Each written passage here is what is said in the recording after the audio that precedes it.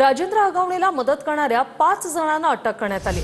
फरार असताना राजेंद्र हगवणेला मदत करणारे 5 जण हे प्रकरण त्यांना चांगलंच भोवलेलं आहे, कारण बावधन पोलिसांकडून 5ही जणांना अटक झाली। प्रीतम पाटील, मावळमधील फार्म हाऊस मालक बंडू फाटक, साताऱ्यातील पुसेगाव येथील राहुल जाधव, अमोल जाधव, तळेगाव दाभाडे येथील मोहन भेगडे यांच्या विरोधात आता गुन्हा दाखल झालाय।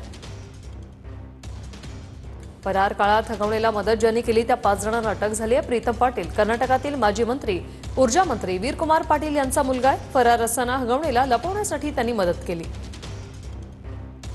बंडू फाटक मावळमधील फार्म हाऊस मालक आहेत। फरार असताना राजेंद्र हगवणेला आश्रय दिला। राहुल जाधव आणि अमोल जाधव, राजेंद्र हगवणे जाधवच्या साताऱ्यातील पुसेगावमधील शेतात काही काळ थांबला होता। मोहन भेगडे वडगाव मावळ ग्रामपंचायतीचा माजी सदस्य आहे।